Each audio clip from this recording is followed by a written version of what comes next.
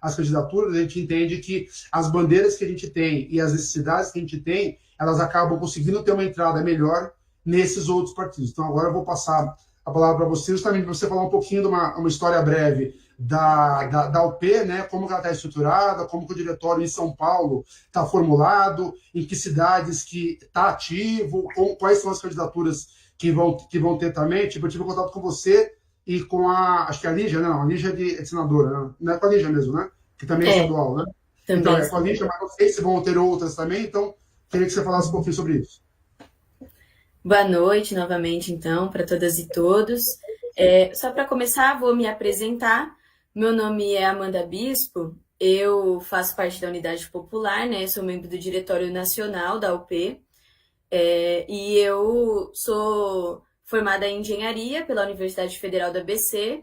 Iniciei a minha militância no movimento estudantil, fui vice-presidente do Diretório Central dos Estudantes da UFABC em 2017, fiz parte do diretório mais ou menos até 2019, início de 2020, e fui conselheira universitária também no Conselho de Ensino, Pesquisa e Extensão. Eu sou aqui da região do ABC Paulista, moro em Mauá. Aqui em Mauá, fui candidata a prefeita nas últimas eleições. Fui a mulher mais votada para prefeita aqui na nossa cidade. Na nossa primeira participação, né, com 2% dos votos. E minha militância, ela foi inicialmente mais ligada ao movimento estudantil, mas hoje a minha luta é principalmente ligada à luta pelos direitos das mulheres. Então, no combate à violência, à opressão, às explorações que as mulheres vivem na nossa sociedade. Faço parte da Casa de Referência para a Mulher Helenira Preta, que é uma ocupação de mulheres que existe aqui na cidade de Mauá, uma das 10 ocupações de mulheres do movimento de mulheres Olga Benário, que existem no nosso país, que são ocupações que reivindicam políticas públicas para as mulheres, que hoje são poucas, né? Eu tenho 26 anos e trabalhei na indústria automobilística aqui da nossa região por um tempo, e agora estou aí pré-candidata a deputada estadual. Para contar um pouquinho da história da UP, eu queria começar falando dos movimentos sociais, né? O movimento de mulheres Olga Benário, que é esse movimento que eu faço parte, ele existe faz mais de 10 anos no Brasil. E o Olga, junto com outros movimentos sociais, como o MLB, que é o Movimento de Luta nos Bairros, Vilas e Favelas, que já existe faz mais de 20 anos, o MLC, é o Movimento Luta de Classes, que é um movimento que existe há mais de 10 anos, está fazendo 11 anos esse ano, e a UJR, que é a União da Juventude e Rebelião, que tem 25 anos, né, esses movimentos e essa organização de juventude, percebendo a movimentação da história do nosso ascensão do fascismo, né? Com a crise de 2008, que foi uma crise muito profunda, que afetou o mundo e o Brasil também, a gente viu a retirada de direitos começando a crescer no nosso país, um caminho para a fascistização, que a gente tem vivido hoje com mais intensidade, mas a gente já entendia que isso ia acontecer. E a gente entendia também que nesse contexto era importante a gente ter um partido legal que pudesse disputar as eleições, para que a gente pudesse defender o programa que nós, né, através desses movimentos sociais, sempre defendemos através da luta. Aí, da luta de rua, das ocupações, das greves, mas que não fazíamos isso através das eleições. Então, foi lá em 2013 que a gente decidiu legalizar a unidade popular, e foi muitas dificuldades, né? Porque a gente fez esse trabalho sem nenhum financiamento, em primeiro lugar, e no meio do processo, quando a gente já tinha coletado quase 100 mil assinaturas, foi que as regras para a legalização de um novo partido mudaram. E aí, ali naquele momento, a gente ficou, meu Deus, vamos começar tudo do zero, vamos, e decidimos começar tudo de novo, e em 2 anos a gente coletou 1.200.000 assinaturas de apoio no Brasil. E quando a gente decidiu, através dos movimentos, legalizar a unidade popular, muitas pessoas diziam que a gente estava doido, que a gente nunca ia conseguir, que a gente precisava de pelo menos R$ 1 milhão para poder legalizar um partido e que não ia ser possível fazer isso de outra forma. Mas nós temos uma militância muito aguerrida e com muita certeza do futuro que a gente pode construir no nosso país através da luta e da organização do nosso povo. E a gente conseguiu, então, sem esse financiamento, só com trabalho voluntário, com muita dedicação, coletar as 1 milhão.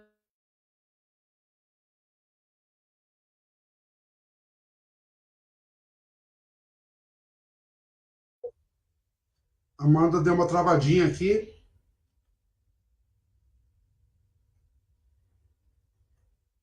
Espera um pouquinho, ver se ela volta.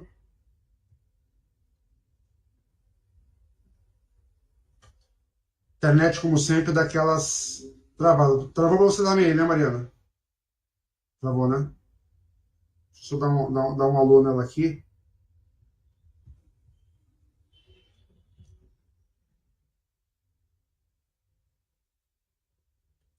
Caiu mesmo. Mas tudo bem. Então vamos seguir um pouquinho. Acho que já ela consegue retornar. Aí eu abro para ela concluir a parte dela. Deixa eu ver se ela responde aqui. Tá, ela já vai retornar.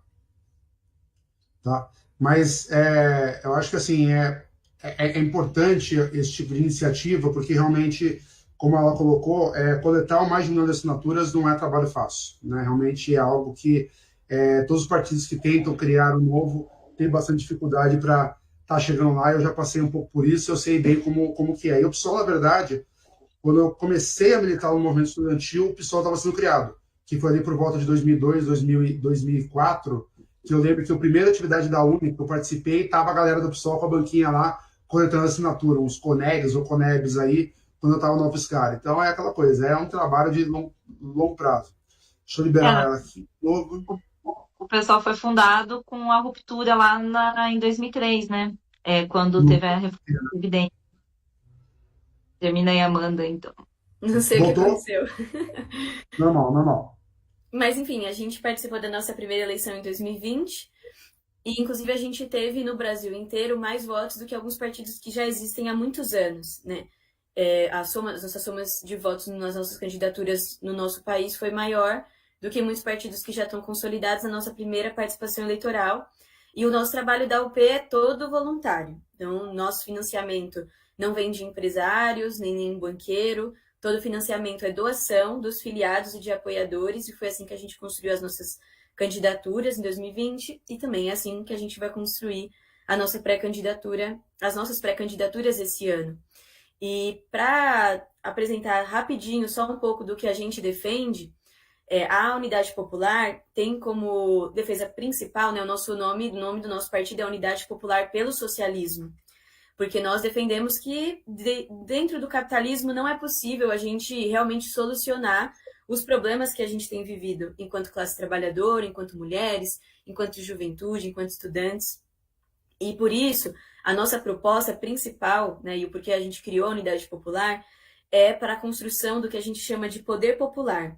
O que falta hoje no Brasil é a participação do povo brasileiro nas decisões. Porque hoje a gente tem uma democracia que, na verdade, é uma democracia que só nos permite votar a cada 2 anos, e no meio tempo entre a eleição de um candidato e a sua tentativa de reeleição ou a eleição de um novo candidato para um cargo, ninguém pergunta a nossa opinião. A gente não pode decidir como os orçamentos do Estado ou das cidades ou do país vão ser utilizados. Quais são as prioridades, se deve ou não deve privatizar empresas, se deve ou não deve construir determinadas obras ou construir determinados projetos, qual tem que ser a prioridade, como resolve os problemas, ninguém nos escuta.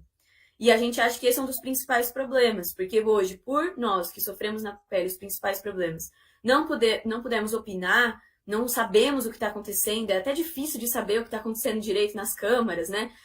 No Senado. Não tem como uma sociedade que é tão distante assim do povo, um Estado que é tão distante assim do povo, né, poder ter políticas, ter propostas que sejam de verdade interessantes. E aí foi por isso que a gente legalizou o nosso partido, inclusive é por isso que nós lançamos esse ano, eu estou como pré-candidata a deputada estadual, mas nós lançamos um pré-candidato a presidente do Brasil, que se chama Leonardo Péricles, que é um homem negro, é um dos poucos pré-candidatos a presidente negro, né? Tem ele, tem a Vera também, mas que é um morador de uma ocupação urbana, uma favela em Belo Horizonte, construída pela MLB, uma ocupação que já é mais consolidada, já tem alguns anos, ele é mecânico, é um trabalhador. E a gente lançou a pré-candidatura do Léo porque nós precisamos ter um programa para o Brasil.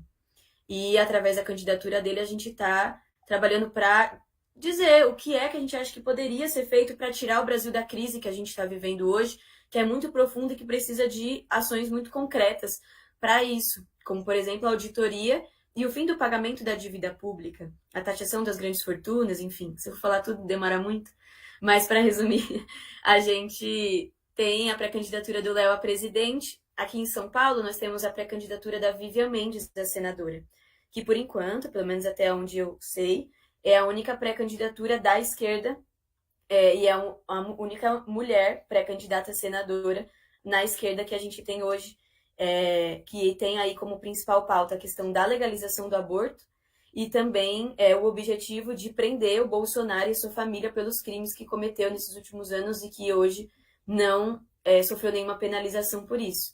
E a gente também tem a Isis Mustafa, que é secretária-geral na União Nacional dos Estudantes, na UNE, que é pré-candidata a deputada federal. Então também fica o convite aí para o pessoal conhecer. Acho que eu já falei. Perfeito. Agora que estamos aí devidamente apresentados e contextualizados, eu achei que era importante a gente abrir dessa forma. Vamos entrar um pouquinho agora realmente no nosso foco de debate aqui hoje, no foco do convite, né? Como eu falei na abertura, a gente vive uma realidade universitária que ela é um pouco diferente, né? Ou bem diferente da realidade universitária dos estudantes da USP, Unesp, Unicamp, e mesmo do Centro Paula Souza, né?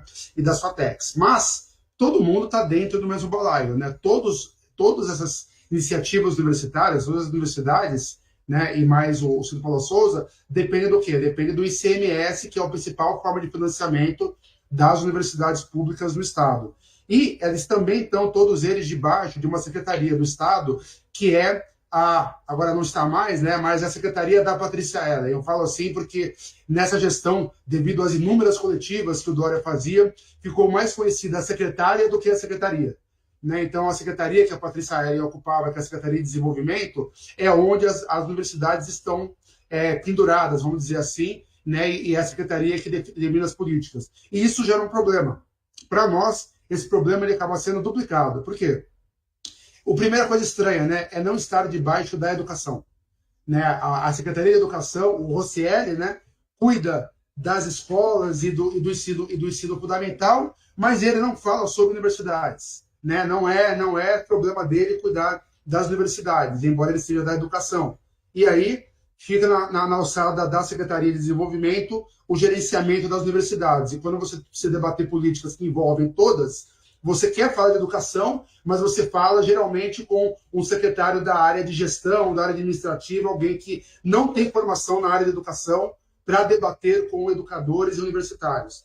E no nosso caso, a gente ainda tem um plus ainda, que eu diria que a gente teria uma terceira secretaria que tem influência direta na dinâmica da Univesp, que secretaria lá a Secretaria do Marco Vignoli, que é a Secretaria de Desenvolvimento Regional, que é o tutor dos prefeitos, né? A secretaria que lida com as prefeituras diretamente. Por quê? Porque na Univesp, como a gente falou, a gente tem os polos. Os polos, eles são estruturas mantidas pelas prefeituras municipais para que os alunos possam desenvolver as atividades presenciais. Então, desenvolver as provas, desenvolver alguns trabalhos presenciais. No curso de licenciatura, tem muito mais reuniões presenciais, até de atividades, do que o curso de computação, por exemplo. Então, o aluno da Univesp, ele depende demais da prefeitura. Então, o que acontece? Eu tenho uma universidade que ela tem que lidar com 3 secretarias.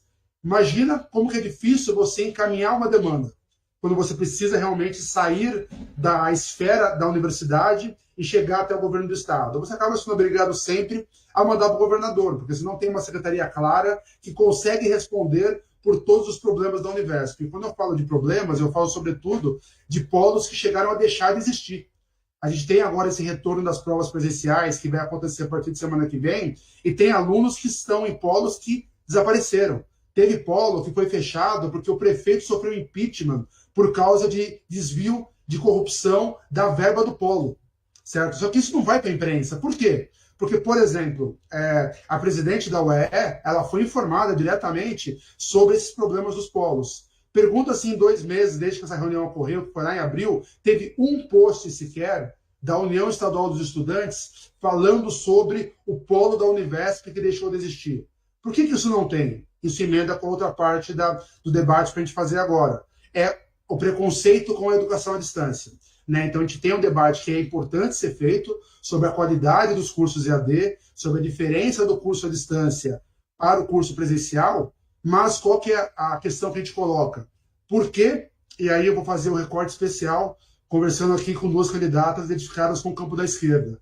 Por que, principalmente, os campos da esquerda não conseguem diferenciar a crítica ao modelo EAD dos estudantes EAD?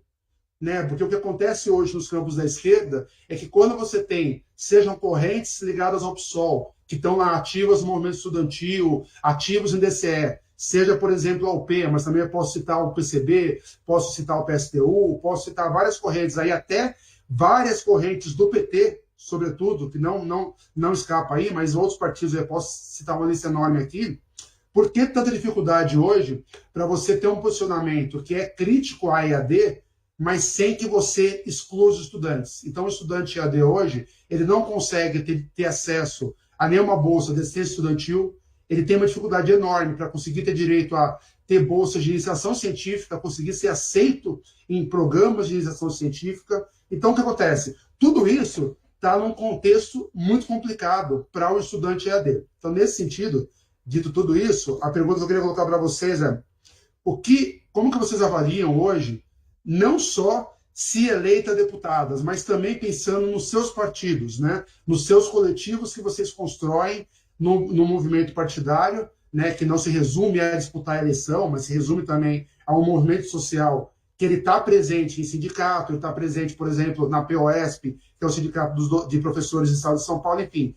Como que vocês entendem que vocês podem ajudar tanto na atuação parlamentar, se eleita, mas também na atuação política dentro dos seus partidos, a melhorar esse tema, né? A como melhorar o entendimento da EAD e o entendimento das pautas dos estudantes para que a gente consiga ter mais voz e consiga eventualmente ter mais ajuda nessas pautas que eu, por exemplo, expliquei agora. E dessa vez agora eu vou começar pela Amanda e depois passo a Mariana. Legal. Eu acho que, em primeiro lugar, a gente precisa entender que quando a gente debate a questão da educação, a gente debatendo ela no contexto do Brasil atual e entendendo que hoje estamos debaixo do sistema capitalista, a questão da educação ela não deixa de ser um debate de classe, né? O que a gente vê é que existe um Brasil para quem é rico, né? Um Brasil para os grandes ricos do nosso país e para os filhos dessas pessoas, e é outro Brasil para a classe trabalhadora, para o povo mais pobre, para quem mora nas periferias. Nós vemos outra realidade. O exemplo do período da pandemia é um exemplo disso, né? A gente viu a massa, a grande maioria da população empobrecer ainda mais e uma minoria, 1% mais rico do nosso país, crescer. Né? Foram mais de 70 bilionários que nasceram nesse período. Então, a gente tem uma massa de pessoas que se empobreceram e um grupo muito pequeno de pessoas que ficaram cada vez mais ricas. E quando a gente trata a questão da educação, a gente também está falando disso. Porque eu parei para fazer uma pesquisa assim, né, bem rápida e no que é possível de se encontrar na internet, né? Mas, por exemplo, eu vi que para na entrada da Univesp de 2018, nos alunos ingressantes de 2018 da Univesp, tem um perfil em que a maioria desses estudantes tem mais, 80% quase deles tem mais de 25 anos. 80% mais ou menos são responsáveis pela renda das suas famílias. Então, são pessoas que sustentam as suas famílias com a sua própria renda. 84% vêm das escolas públicas, né, no Brasil. E quase 60% vieram do ensino, são pais com o ensino fundamental, com principalmente a formação do ensino fundamental, né? Público, com ensino fundamental público. E, assim, então, qual é o debate? A Univesp ter nascido, ela é extremamente importante, né, assim, nesse sentido, para dar oportunidade para a classe trabalhadora do nosso país, que tem como alternativa o ensino EAD, poder ter um curso superior e ter acesso a esse curso. Então, nesse sentido, é extremamente importante a gente ter essa alternativa hoje. E existindo a Univesp, inclusive dessa dimensão que o companheiro trouxe, né, com 50 mil estudantes, caminhando para chegar em 80 mil, 100 mil estudantes, a gente debater como que a Univesp ela vai caminhar para ser uma universidade cada vez com mais qualidade, né? Porque tem vários debates do como é possível que a Univesp consiga ter a qualidade de um ensino cada vez melhor. E a gente até conversou antes, né, sobre isso, como a própria contratação de professores, essa questão dos polos que o companheiro apresentou, né, ter uma estrutura que seja da Univesp nas cidades, que não fique vendida, né, assim, submetida, vou dizer, às prefeituras, mas que tenha o campus, que tenha o local, tanto para as aulas, né, para o que é necessário ser presencial, como para o movimento estudantil poder se organizar, com a sede do DCE, que precisa ter, né, para a construção do movimento estudantil, porque isso permite que o movimento estudantil se organize. Os próprios pilares da educação, né? Uma das principais defesas que a Unidade Popular tem, que o movimento Correnteza tem, é que a educação ela precisa ser pública, ela precisa ser gratuita e ela precisa ter qualidade. E quando a gente debate a questão da qualidade da universidade, a gente também tem o debate, para além do ensino, que é o debate da pesquisa, que é o debate da extensão, né? Que hoje, infelizmente, os estudantes da Univesp não têm essa oportunidade e que poderiam e que deveriam ter essa oportunidade. Porque se são os trabalhadores, né? A maioria dos estudantes da Univesp, pelo que eu entendi, né? Pelo que eu vi, pelo que eu li, pelo que eu vi dos números, são trabalhadores que constroem as riquezas da nossa sociedade. E, inclusive, são os trabalhadores que, construindo todas as riquezas e permitindo que a nossa sociedade funcione, que devem propor, que devem pensar e criar soluções de como a gente resolve os problemas atuais que a gente vive. Então, esses estudantes precisam pesquisar, devem ter estrutura para pesquisar e devem ter a oportunidade de fazer a extensão também, porque a extensão permite que a gente contribua para o desenvolvimento da nossa sociedade. Então, essa é a defesa da Unidade Popular do movimento Correnteza, né?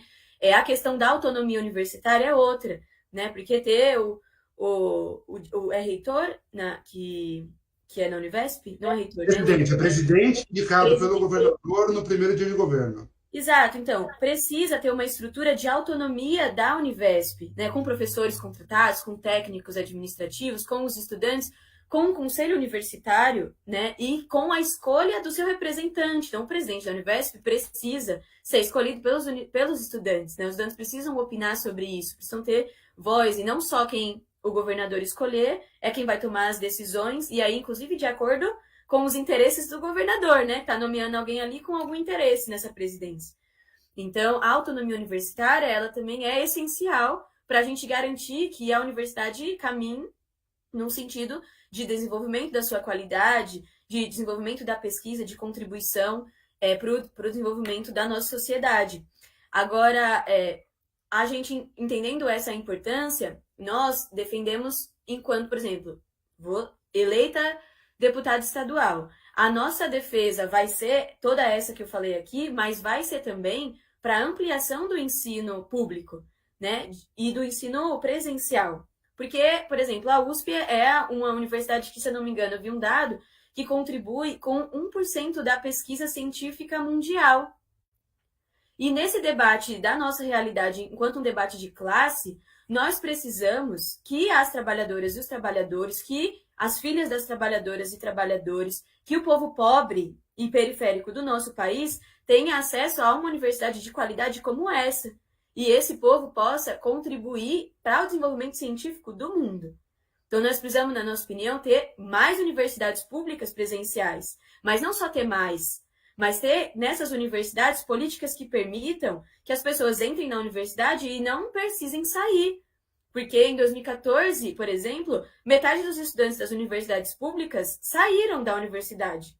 Quase 50%. Porque é muito difícil você entrar na universidade e permanecer. Se você, inclusive, não tem uma estrutura na sua família. Uma estrutura de moradia, de renda, enfim.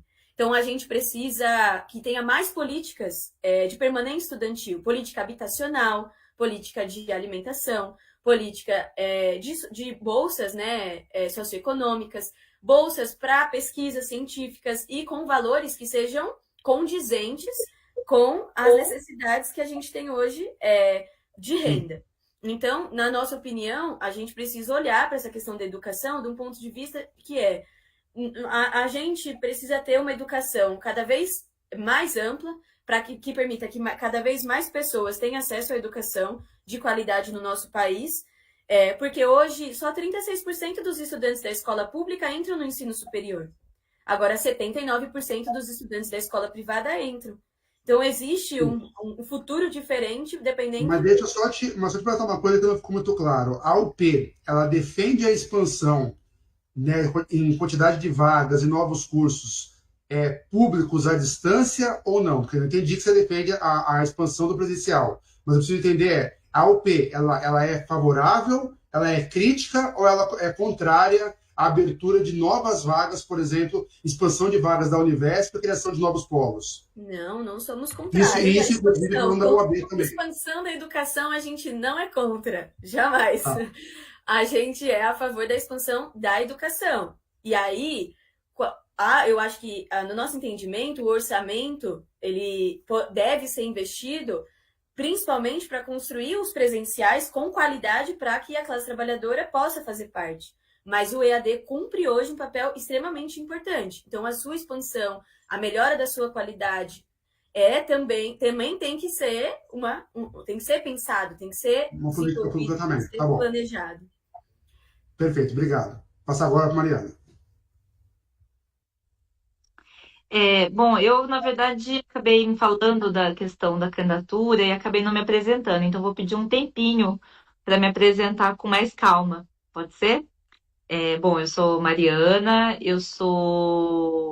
milito há mais ou menos uns 15 anos, comecei minha militância no movimento estudantil, na Unicamp, fui do DCE da Unicamp, no movimento estudantil participei também do movimento de luta pela reforma agrária, o MST, participei do movimento do Passe Livre, numa época que a gente lutava contra o aumento da passagem aqui em Campinas para R$2, vocês terem ideia, né? A gente militava aqui contra o aumento e a gente vê esse aumento, né?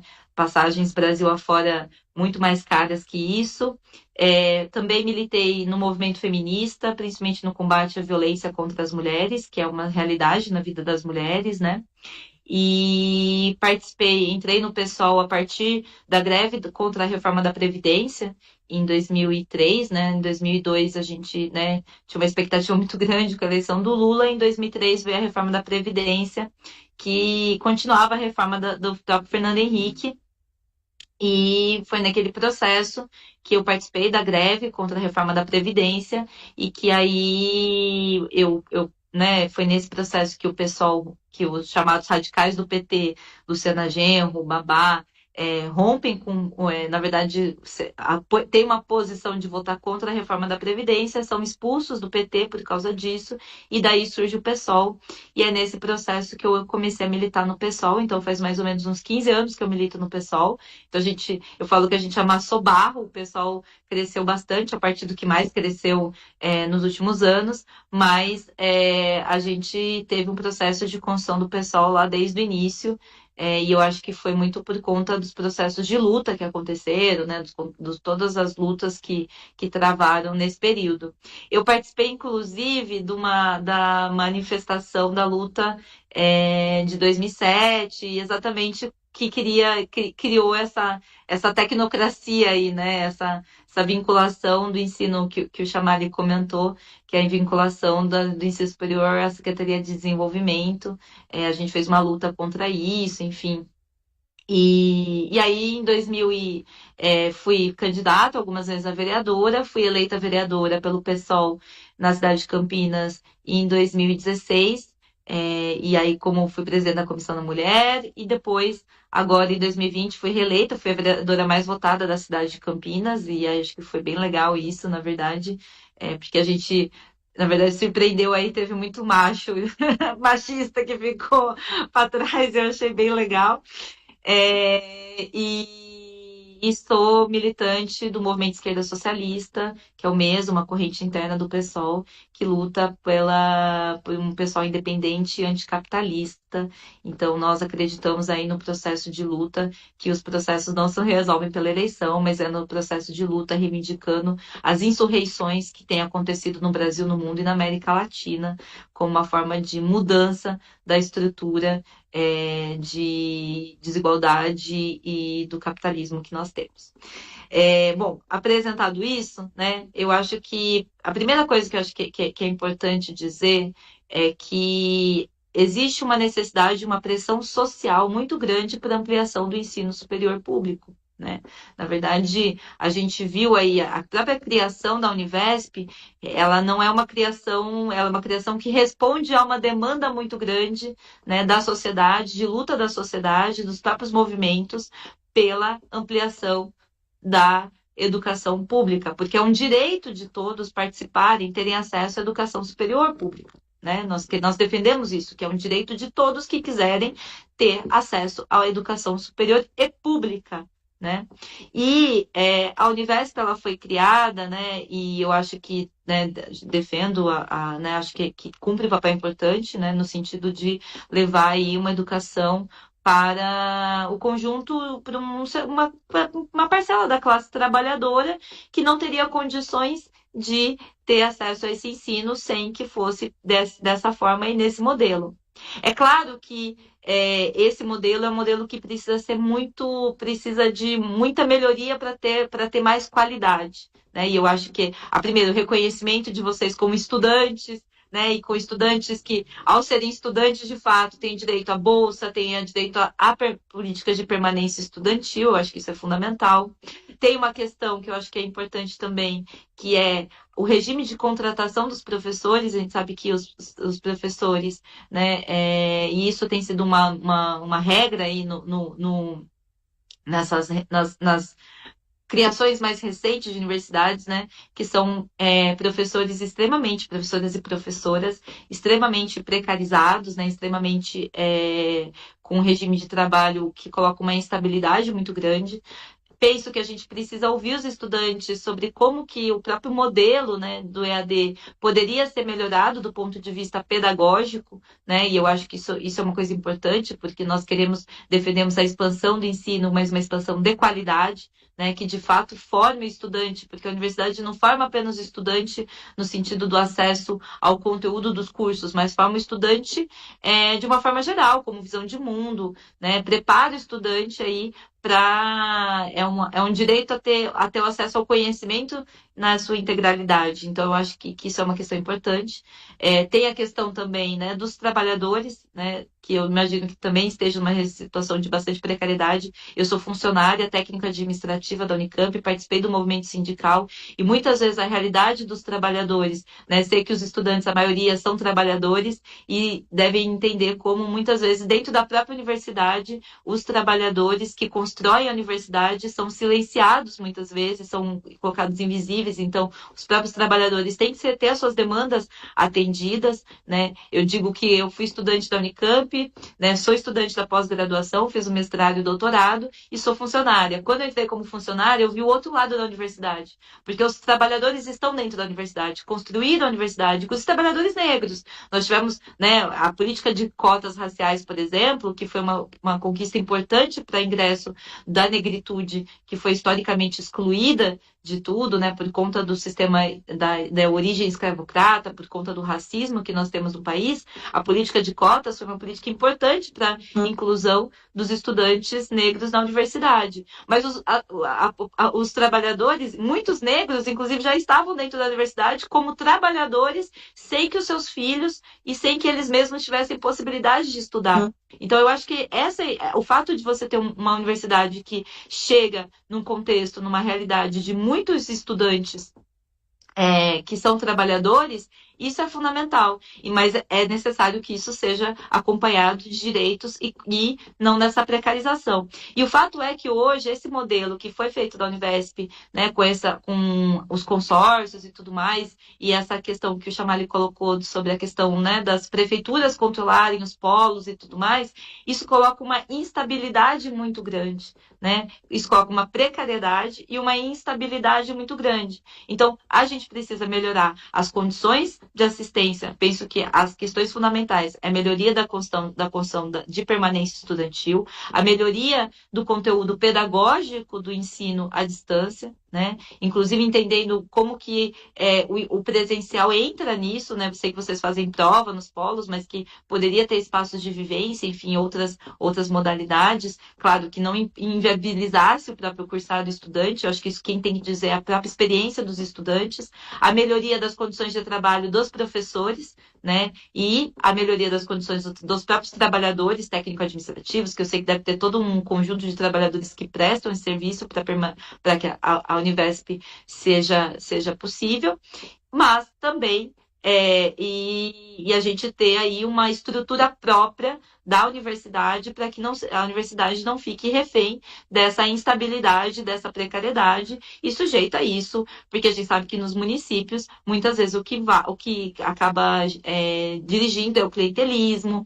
Município pequeno, isso é muito forte, né? E aí você coloca pessoas completamente despreparadas, pessoas que não têm uma relação com a universidade, para que isso é importante, né? Afinal, a gente já entende que uma universidade pública ela tem que cumprir papel de ensino, de pesquisa e de extensão, né? Acho que isso é uma questão, e que ela precisa ser de qualidade, e para isso você precisa ter gestores que tenham, né, esse entendimento, essa compreensão.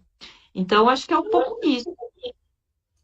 Não, eu acho que tá bom, mas aí eu também vou replicar para você, mas com um dado extra. Né? A gente tem uma realidade que o último censo do MEC, né, do ensino superior, o censo 2020 do INEP, ele colocou já que nós já rompemos a barreira da maioria. Né? Então, o censo 2020, e se a gente já transportar para 2022, já é praticamente consolidado, já deu que mais de 50% dos estudantes regularmente matriculados nos cursos superiores, na graduação, já são matriculados em polos e não em campus. Eu faço essa diferenciação porque quando você fala EAD, a EAD, tipo, na verdade, no ensino particular, você tem um híbrido aí que é uma zona meio cinzenta entre presencial e EAD. Mas quando eu falo o dado do MEC é que para 2020 já era a maioria, e se você projetar para 2022 pela tendência, certamente em 2022 a gente já pode dizer que de 55% a 60% dos alunos matriculados na graduação hoje, principalmente por conta do ensino privado, estão matriculados em cursos EAD e não em cursos presenciais.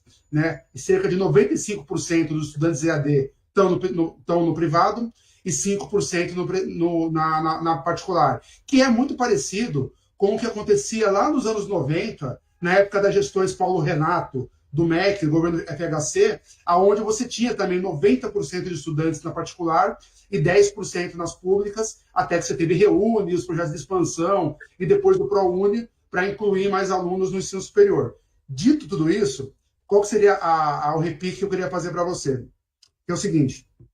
Primeiro, por que é tão difícil hoje, depois eu vou retornar para a Amanda responder também, é tão difícil hoje para o PSOL e também para o P falar sobre EAD em seus documentos? Por que tipo, você passou uns posicionamentos interessantes, importantes, mas por que quando eu vejo uma carta do mês ou uma tese do mês, seja para a Uni, seja para Congresso, seja no próprio Congresso do PSOL, não se fala sobre EAD? Porque a EAD é um assunto tão proibido de ser citado, né? Porque nunca é falado sobre isso. E sobre a expansão, a pergunta capciosa que eu faço é: o PSOL hoje, ele defende a expansão do ensino superior à distância público como forma de combate a esse monopólio praticamente de quase 100% das vagas do ensino privado EAD?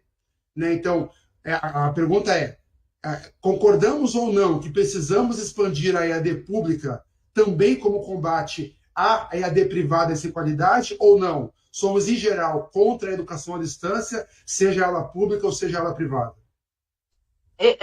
Assim, eu acho que o assunto não é questão que é um assunto proibido. Eu acho que é exatamente essa demanda que vocês. Na verdade, é um assunto pouco discutido na política em geral, né? E eu acho que é exatamente por isso que vocês tiveram essa iniciativa da criação do DCE da Univesp, de fazer esse debate, porque, na verdade, é um assunto, é uma realidade que mas é uma realidade também bastante nova, né? Assim, do ponto de vista é mais recente, e eu acho que o debate que vocês estão fazendo, essa iniciativa é exatamente para expandir a discussão sobre esse modelo. Eu assim, defendo. O pessoal ele tem uma série de posições, né? Não vou poder dizer aqui sobre, né? E acho que isso é um debate, inclusive, a ser feito mais dentro do próprio partido. Mas a gente tá no programa do partido a defesa da expansão do ensino público, né? Independentemente do modelo, né? Eu acho que a questão não é se o modelo é EAD ou é um modelo presencial, mas a expansão do ensino público. Agora, tem uma questão que eu acho que é aí que mora a chave o X da questão. É que, tanto do ponto de vista do ensino à distância quanto do ensino presencial, a gente está vivendo um processo acelerado de precarização, de privatização e de precarização, né? E eu digo isso porque existe um questionamento sobre mesmo a forma que são criados os cursos, muitos cursos são criados do ensino presencial, que são cursos criados sem... Na Unicamp, a gente tem uma época que a Unicamp criou o que chamava curso custo zero, que era um curso que é criado sem custo, sem investimento, sem estrutura, né? Então, para mim, a questão não é nem o modelo presencial ou EAD. Eu acho que o EAD tem suas especificidades que precisam ser entendidas do ponto de vista pedagógico, né, das necessidades, e isso quem tem que dizer é quem faz o curso EAD, né?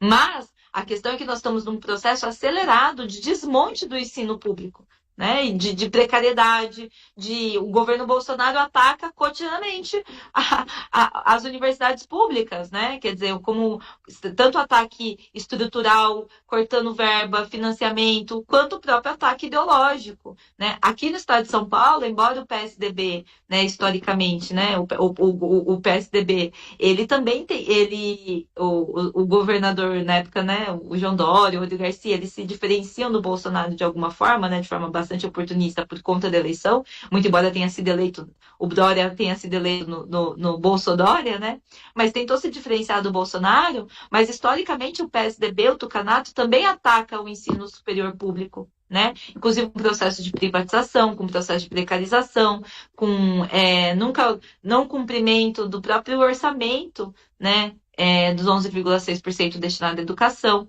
Então, a gente tem aí um cenário que é um cenário de precarização, de privatização, de piora das condições de trabalho dos profissionais, da precarização do trabalho docente, e eu acho que isso atinge tanto o ensino presencial quanto o EAD, e tem que ser combatido nas duas modalidades. Então, a questão para mim não é a questão da modalidade, da forma, que tem especificidades e precisam ser entendidas, mas não é essa a diferenciação. Porque senão eu acho que fica um conflito entre o modelo EAD ou presencial, e eu acho que não é essa o conflito. O conflito é a precarização, a privatização, que inclusive motivou, né, o tsunami da educação, que foi um dos grandes movimentos contra o governo Bolsonaro, que foi quando os estudantes tomaram as ruas no Brasil todo, de forma muito legítima, de forma muito corajosa, né? E eu acho que isso foi fundamental inclusive para que a gente não tivesse a completa, se a gente está no processo de precarização, o levante que teve do tsunami da educação foi fundamental para que a gente não tivesse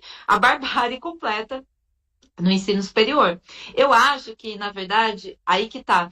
E aí estou aqui também para aprender bastante. Eu quero ouvir vocês e estou aprendendo bastante. Mas imagino que seja muito difícil a dificuldade da própria organização dos estudantes, seja pelo fato de não ter aquela relação presencial, né? Quer dizer, a gente, no movimento historicamente se organiza passagem em sala, né? Mas assim, acho que tem aí uma dificuldade de organização dos estudantes, ainda mais de estudantes trabalhadores, né? Então, eu acho que também é apoiar a própria organização dos estudantes, para que os estudantes possam dizer por si mesmas, né? Por si mesmo, os estudantes possam dizer qual é a realidade, o que estão vivendo, quais são as suas demandas e como que a gente faz para melhorar o ensino público. E nesse sentido, a organização do DCE é fundamental e acho que vocês estão tomando iniciativa, inclusive para pautar frente ao movimento estudantil, frente aos órgãos de representação do movimento estudantil, essas demandas e essas pautas. O mic está desligado. Com certeza. Amanda, quer comentar? Pode falar. Posso sim. Não, em primeiro lugar, eu acho que é importante a gente fazer uma reflexão no sentido do debate que a gente faz do qual é a educação que a gente quer para o nosso país, né? Qual é a educação que nós gostaríamos que existisse no Brasil? Qual que é o tipo de ensino, o tipo de universidade, com que estruturas a gente gostaria que existisse? Esse é o primeiro debate quando a gente debate a questão da educação. E hoje a gente vive num dos países mais ricos do mundo. Né? O Brasil tem o PIB, tem o orçamento de um país riquíssimo. Nós não somos um país pobre, mas porque hoje boa parte da população não termina o ensino médio, não tem acesso à universidade para ter um ensino superior, independente de presencial, EAD. Por quê? Porque hoje a gente tem uma estrutura de governo, de defesa, de políticas que não tem como objetivo o desenvolvimento do nosso país. Né? O objetivo do governo Bolsonaro, o objetivo do governo estadual do nosso país também, né? Que é esse desse nosso país, do nosso estado, que é esse governo à direita, o objetivo deles não é que a gente tenha mais acesso à educação, né? Não é que a gente tenha uma educação de mais qualidade, é o contrário. Quando a gente faz debate da educação, nós poderíamos usar o orçamento do nosso país para ter muito mais universidades. Né? O Brasil hoje gasta metade do orçamento público para pagar todos os anos 2 trilhões de reais de dívida pública. Com esse dinheiro, quantas universidades a gente não poderia construir? Com esse dinheiro, quantas estruturas para pesquisa, para extensão, para ensino, para laboratório, para permanência estudantil, para bolsas, a gente não poderia construir no nosso país. E a mesma coisa aqui para o estado de São Paulo.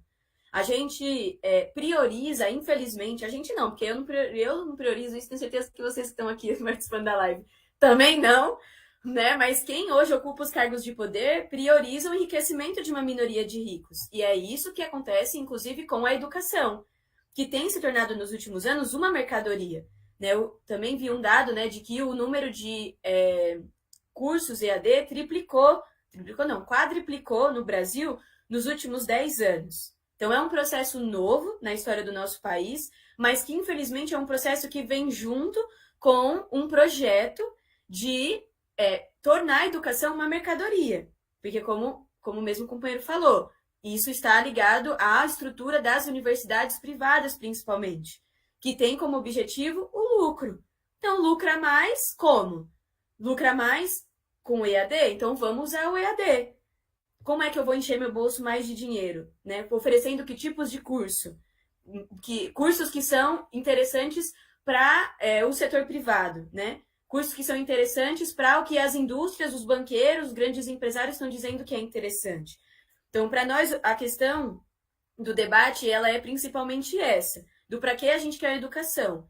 Quando o Bolsonaro, por exemplo, fala, o Bolsonaro hoje tem feito esse discurso, né, da defesa, do apoio do EAD. Mas o Bolsonaro faz isso porque ele quer que o ensino seja melhor?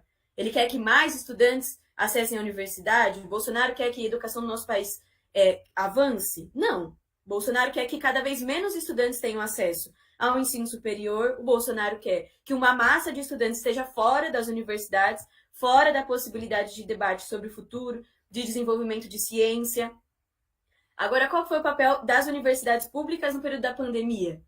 Para o desenvolvimento das vacinas, para o desenvolvimento das estruturas de proteção à nossa saúde, das políticas de ação nas periferias do nosso país, foram essenciais.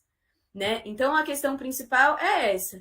Hoje, o EAD se tornou uma realidade e ele é uma alternativa para a juventude, ele é uma alternativa para a classe trabalhadora, que de outras formas não teria acesso ao ensino superior, como muitos estudantes da Univesp. Então, a gente precisa debater sobre isso e ter políticas para, como eu falei na outra fala, entender como a gente melhora e avança a qualidade da Univesp, né? O que falta hoje, o que poderia ser melhor, quais são as estruturas, isso tudo, como a gente investe mais para alcançar essa característica necessária para a condição atual do nosso país. Mas quando a gente debate o EAD, não é o projeto de educação que a gente quer para daqui anos à frente. A gente quer que todo mundo tenha acesso à universidade pública, presencial, gratuita, com qualidade, com oportunidade, para todo mundo poder entrar e permanecer na universidade, porque o Brasil tem dinheiro para isso. Dava para todo mundo poder ter acesso à universidade pública, com permanência estudantil, com bolsa para quem precisa de bolsa, com moradia para quem precisa de moradia, com restaurante universitário para quem precisa de restaurante universitário, e para que a gente não quisesse resolver os nossos problemas individualmente. Porque também é isso, a gente tem uma estrutura de sociedade que coloca a gente para resolver os nossos problemas sozinhos, nas nossas casas, né, com os nossos problemas, sem conseguir se organizar coletivamente, sem conseguir ter estruturas para enfrentar com a força que a gente tem esse período que a gente está vivendo. Então, o nosso posicionamento é esse, assim, né? Desse ponto de vista que a gente vê o momento que a gente está vivendo hoje com relação à educação, o EAD, porque o principal é a classe trabalhadora, o povo pobre do nosso país. Nós precisamos pensar o futuro dessa forma. Inclusive, o que eu falei do poder popular, da participação popular, tem tudo a ver com isso.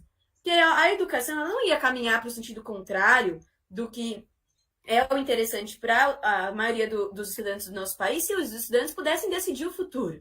Né? Se nós, quanto estudantes, pudéssemos opinar e decidir qual é a prioridade do investimento, onde tem que investir agora primeiro, onde vai investir depois, como vai funcionar, quais têm que ser as mudanças.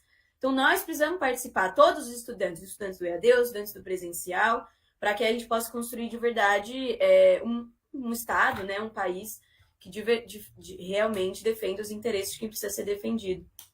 Com certeza, concordo também.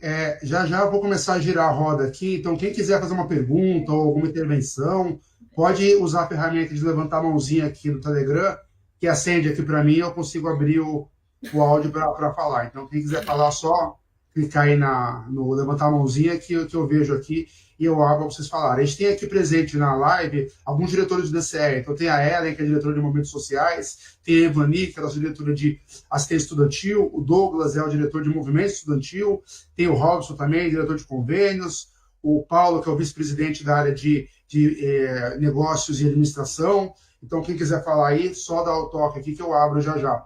Mas eu queria só fazer um comentário sobre a fala da Amanda, que tem um ponto importante que não pode ser esquecido, que é o seguinte. Geralmente, o estudante que faz curso EAD hoje, ele quer EAD. Para ele, só vale o modelo EAD. Ele quer fazer uma universidade pública ou privada, que seja, mas à distância. Para ele, não adianta você dar a vaga de alojamento, dar a bolsa para ele se manter, dar o bandejão de graça, sendo que ele, por exemplo, já tem um negócio consolidado na cidade dele, tem família, tem a questão dos problemas de mobilidade que também existe. Então, é uma coisa que, às vezes, eu percebo quando eu participo de congressos da Uni, ou mesmo seminários de movimento estudantil com um público mais diverso, que realmente tem uma dificuldade muito grande de entender que o estudante EAD, ele quer fazer EAD. Eu, por exemplo, estou na minha terceira graduação, e vários aqui que estão aqui ouvindo a gente, já estão na segunda, a terceira, já fazem pós, ou já fizeram pós, e querem fazer outra graduação. Na verdade, a educação à distância, ela é um formato que ela traz de volta para o ensino universitário estudantes, pessoas que estavam fora, mas que querem continuar estudando. Por isso que a média de faixa etária na EAD ela é uma média um pouco mais alta, né? Justamente porque a maioria dos estudantes que chegam, que fazem EAD hoje, são mais velhos. E aí até uma discussão que eu tenho, que eu quero fazer na Uni, quando eu tiver oportunidade, que é difícil ter, é que hoje a representação nacional do estudante universitário, ela é monopolizada pelas juventudes, né? Pelas juventudes partidárias que se organizam e disputam os congressos e participam. Só que ensino superior não é mais um assunto de juventude. A juventude é importante. A juventude no ensino presencial, ela realmente é ela que está nas universidades. Mas o censo do INEP já dá o dado já de que a maioria dos estudantes de graduação, os estudantes de ensino superior, já são de faixa etária acima de 25 anos. Conforme o dado que você apurou do ingresso da Univesp, é um dado que ele já se replica para todo o total do ensino superior. Então, hoje, debater ensino superior não é mais uma demanda exclusiva da juventude. Hoje você tem já brasileiros e brasileiras, né, cidadãos que fazem universidade, seja pública, seja a privada, de 30, de 40, 60, 70. Temos pessoas aqui na Univesp de mais de 70 anos, estudando e fazendo uma graduação em tecnologia. Então, eu acho que esse é um dado importante para ser colocado quando a gente pensa em debater a política macro, né, a política geral de expansão do ensino. É por isso que a gente tem insistido tanto nessa questão de questionar os partidos e questionar os candidatos. Se a EAD está na política pública, porque expandir a EAD não é uma ou outra, EAD ou presencial, mas na verdade quando você expande a EAD no ensino público, você está dando opção para o estudante que quer fazer EAD. E hoje tem muitos cursos que nem são ofertados nas universidades públicas, mas que são amplamente ofertados nas particulares e eles dominam 100% do mercado. Por exemplo, cursos da área de comunicação. Comunicação, jornalismo, marketing digital, turismo, são cursos que não existem hoje na EAD pública. E esses cursos são bem possíveis, né? São tranquilos para serem ofertados na distância e não existe oferta hoje. Então, um dos debates que a gente faz hoje com a Univesp e com as instâncias que eventualmente debatem a possível expansão da EAD é para que lado, para que cursos vão. Né? Então, eu queria pontuar isso, só ver aqui se alguém aqui levantou a mão, acho que não. Uma coisa que eu vou falar para vocês é que é dificílimo fazer live na EAD, que a turma é muito tímida. É difícil a turma abrir o microfone e a câmera para falar, mas de vez em quando eles aparecem. Mas a Mariana, quer falar? Eu queria comentar uma coisa em cima do que você falou. Porque eu acho que isso que você coloca é bem importante, na verdade, né? Quer dizer, que a gente está pensando como é que a gente faz com que o ensino público chegue para uma juventude e também, talvez não tão jovens assim, trabalhadora, né? Porque essa que é a questão, né? E aí eu acho que é isso, né? Quer dizer, a Univesp hoje chega para um conjunto de pessoas que são trabalhadores e que estão aí, que tem na Univesp a forma de estudar. Eu acho que isso é super importante. Como uma estudante trabalhadora também, porque eu fiz a minha pós-graduação, o meu mestrado, eu estou no doutorado agora, mas fiz o meu mestrado trabalhando como funcionária da Universidade Estadual de Campinas. Também, eu acho que tem uma discussão também sobre como o ensino presencial, como é hoje pensado, ele não foi feito para acolher os estudantes trabalhadores. Né? Isso é uma questão que eu acho que é uma reflexão importante. A gente sempre no Movimento Estudantil fez uma briga, por exemplo, pelos cursos noturnos, que os cursos noturnos não podiam ter a mesma estrutura, né? Então, assim, de novo, eu não quero colocar um modelo contra o outro, né? Mas há que também fazer uma reflexão sobre em que medida a própria estrutura dos presenciais da pós-graduação, por exemplo, a pós-graduação no Brasil não foi feita para quem trabalha. Né?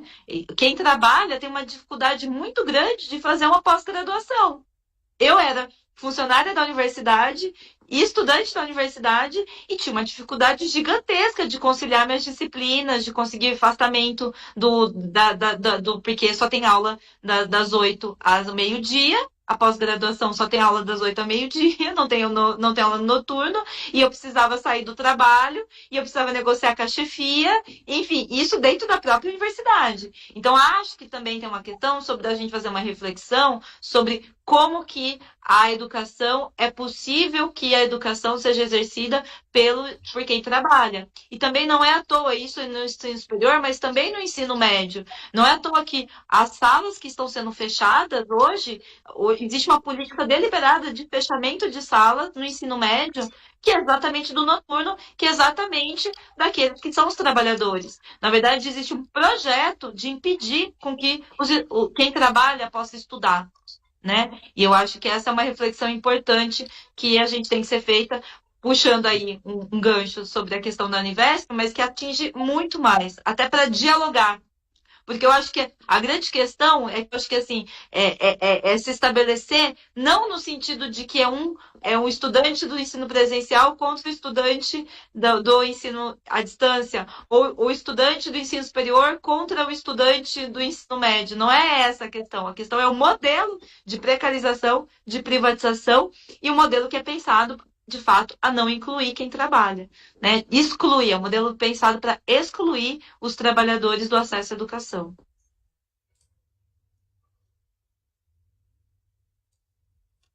Perfeito. Eu vou passar agora. A Amanda quer comentar alguma coisinha? Não? Tá. Então eu vou passar aqui agora. Entrou aqui o Paulo, o Douglas e a Evani. Então eu vou passar aqui para os três darem um alô, fazerem uma fala e depois a gente retorna. Então, tá funcionando o mic hoje, Paulo? Vamos ver se vai. Não tá de novo, hein? O que tá acontecendo com o teu mic? Ontem também não foi, né? O teu computador ele não quer conversar com o Telegram hoje. Tá difícil, hein? Tá com o mesmo problema que elas estavam no começo. Vai, passar pro Douglas e depois pra Evani. Aí se voltar aí, a gente volta pra você. Oi, gente, boa noite aí. Primeiramente, aí, falar que eu tô gostando muito das duas candidatas, né? Tava até pensando aqui aquela piadinha Cristiana, que pena que a gente tem um voto só, né? Porque, nossa, vocês foram super bens, assim, muito carismáticas e tem uma trajetória excepcional, né? Inclusive, esse último comentário que a Mariana fez, teve uma época que eu tava muito afim de fazer um mestrado, cheguei a chegar nas últimas etapas lá da seleção da UFPC, mas, assim, seria quase... No final, eu fui reprovado, né? Mas porque eu não tinha contato com os professores, então a minha nota na entrevista foi lá para baixo. Mas realmente essa situação, assim, né, do estudo impossibilitar o trabalho impossibilitar o estudo, né, já presenciei também. E o ensino à distância, ele ajuda demais nisso, né? Por exemplo, eu estava voltando do trabalho e estava fazendo, né, estava ouvindo, né, as disciplinas. Até agora mesmo, durante a live, eu estava ali postando uma atividade que eu fiz, enfim. Então, acaba ajudando, né, realmente. E no meu caso, também tem essa questão. Eu não faria uma outra graduação se fosse presencial. Eu tentaria fazer um mestrado, mas também cairia nessa dificuldade, né, que preciso trabalhar. O que eu gostaria de pedir para vocês, tanto para Amanda e também para Mariana, é que, assim, tudo que vocês pensarem para as outras universidades estaduais, busquem incluir a Univesp, né, porque tem muita coisa que já existe que a gente é totalmente ignorado. Há um tempo atrás a gente participou de um grupo de trabalho, né, que está fazendo o plano de governo de um dos candidatos e, assim, não estava citando a Univesp em nenhuma iniciativa, né, nenhuma. A gente até quando começou a participar, eu vi ali que, né, gerou até pode dizer, um incômodo, né, porque algumas pessoas encaram a Univesp como uma iniciativa do partido que está no governo, né? Só que se a gente for pensar dessa forma, como o partido que está lá está há 30 anos, então, né, é difícil, né? Não dá para pensar dessa forma. Vai pensar o quê? Que o metrô é deles, que a USP é deles, que óbvio a USP é uma instituição centenária, né? Mas enfim, então não tem nada disso, né? A Univesp, entre aspas, sim, aliás, não é nem entre aspas, de fato, é uma instituição partidária, os alunos, cada um tem a sua corrente política, tem a sua vontade, enfim, né? Uns mais à direita, uns ao centro, outra à esquerda. Então, não tem assim, esse preconceito com a Univesp. Pelo contrário, é uma instituição espetacular e realmente, assim, pelo tempo e pela expansão que teve, até um pouco desenfreada, apresenta resultados muito bons. Muito bons. E certamente com mais pessoas, assim como a Amanda e a Mariana, pensando na instituição, ela vai melhorar bastante, porque eu vi que vocês realmente, de educação, vocês têm conhecimento muito bom. Então, meu pedido é só esse, tá? E boa sorte na campanha. Mariana, boa sorte. Amanda também. Vou acompanhar vocês duas, porque eu gostei bastante mesmo. Viu? Boa sorte mesmo. Valeu. Evani? Ouvindo aí agora, chamado? Oh, entrou. Vai. Então vai, Paulo. Ouvindo aí, Não, eu cheguei aí, ó, peço licença e desculpa que eu cheguei à noite, uma boa noite a todos aí. Eu vi um pouquinho da fala da Amanda, um pouquinho da fala da Mariana. A Mariana falou uma coisa interessante. A gente, desde moleque, eu via assim, quem estuda de manhã é porque não faz nada na vida. É aquele que o pai botava para estudar, pelo menos, de manhã. Entendeu? E a noite era de quem trabalhava mesmo à noite, né? E a gente sempre ouvia aquela questão, né? Falou assim, por que você não estuda? Ah, porque é muito caro, eu trabalho. Aí depois saiu os financiamentos, né? Variados, que você só paga depois que você termina o estudo, também não estava bom. Aí saiu os gratuitos, não está bom também. Se você for ver a quantidade de alunos e vagas que tem nos polos e que não supre, no último a Univesp foi no máximo 2 por 1 na vaga. A pessoa tinha que ser melhor que uma pessoa. Já estava bom demais, ela entraria, entendeu? e não acha aluno, não acha interessado.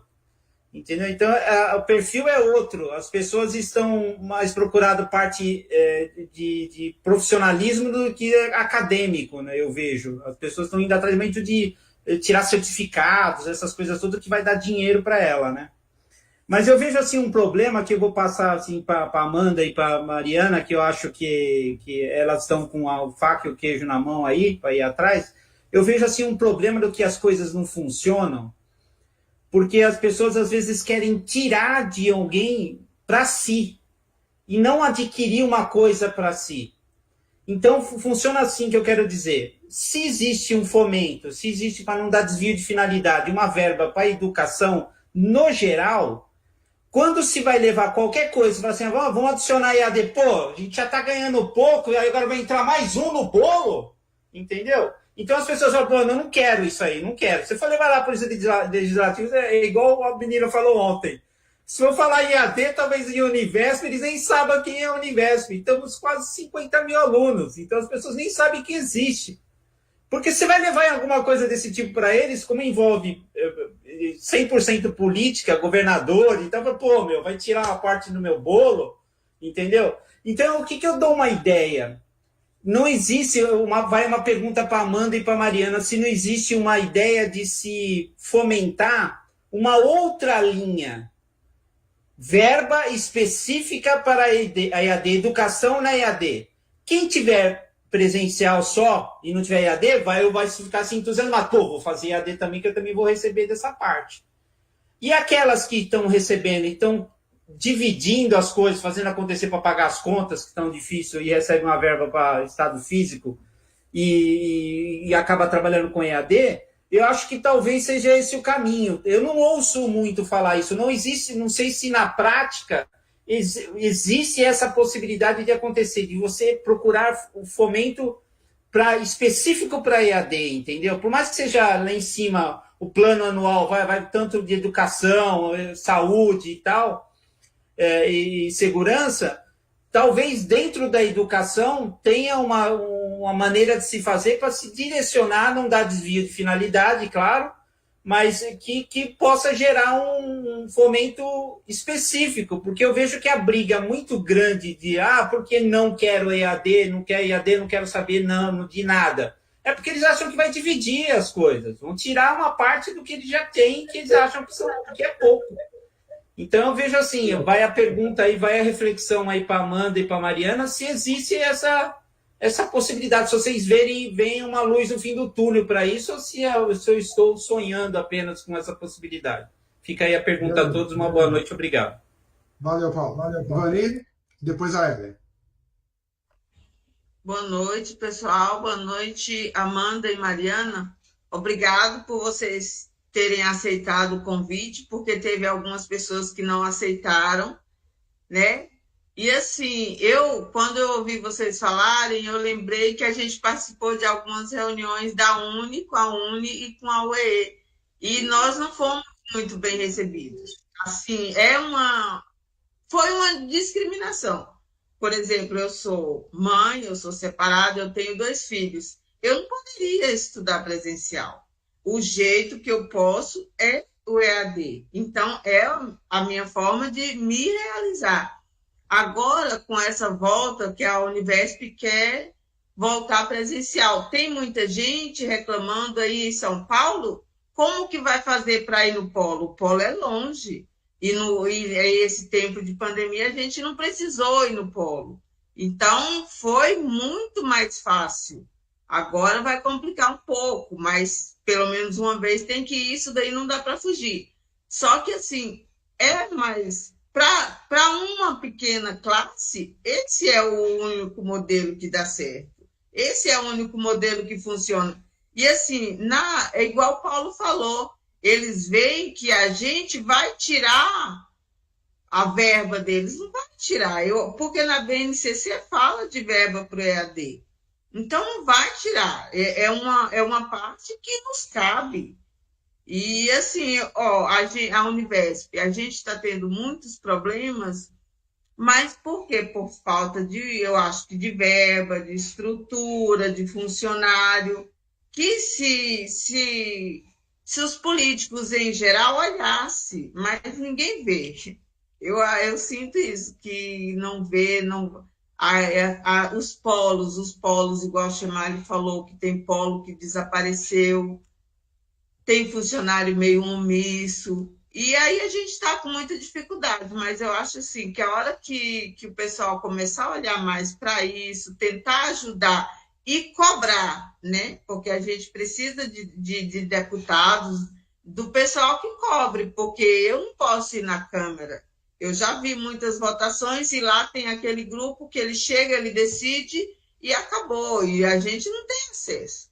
Então, como vocês estão aí, eu espero que consigam, que eu vi, assim, planos vocês têm, espero que possa colocar em prática, né?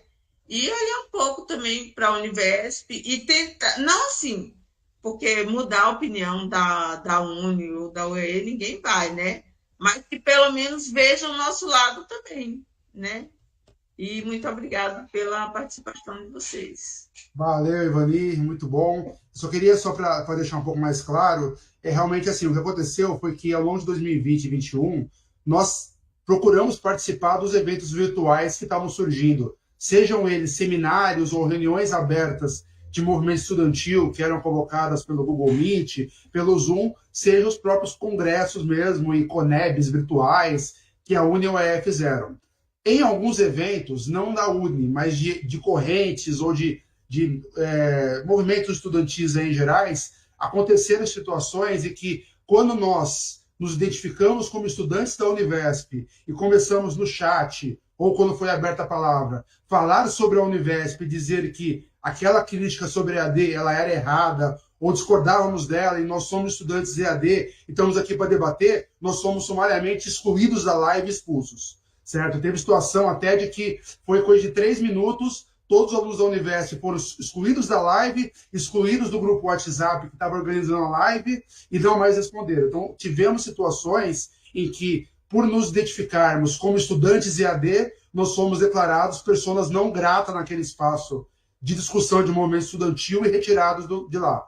E mesmo nos congressos virtuais, aí, em reuniões da Uni e UE, a gente sofre com a dificuldade de, nas correntes que participam da Uni, não ter estudantes EAD. Né? Não existe, praticamente você não tem diretor EAD hoje na composição das 85 diretorias da Uni e da UE.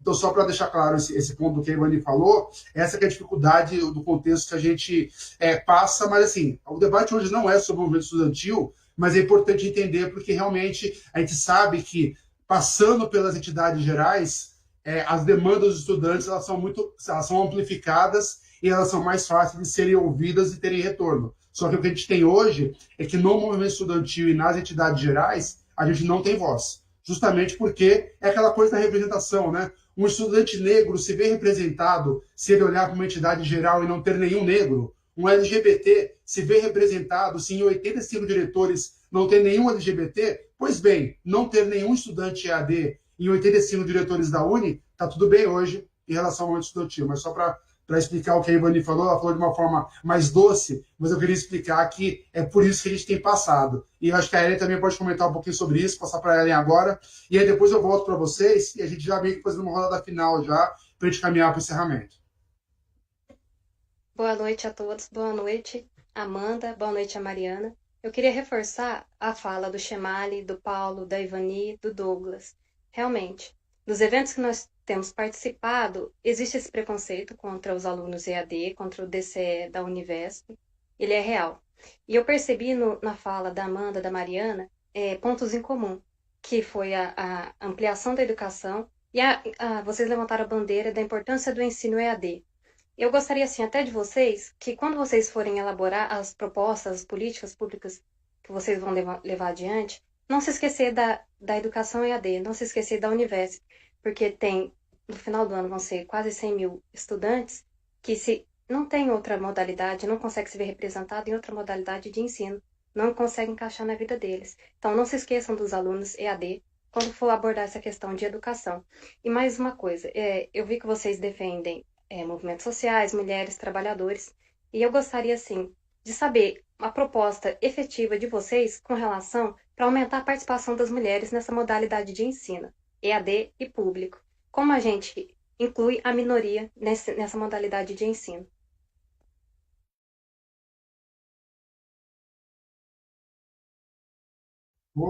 Abrindo o microfone. Eu não lembro quem falou primeiro na última. Fala, Paulo. Oxe, Mário, abrindo só um parênteses aí rapidinho para a Mariana e tal, que ela comentou de negócio de mestrado, que ela tem mestrado. Está abrindo agora a possibilidade, o MEC já aprovou isso, porque a gente não entendia o porquê que um mestrado que é baseado em pesquisa não poderia ser EAD.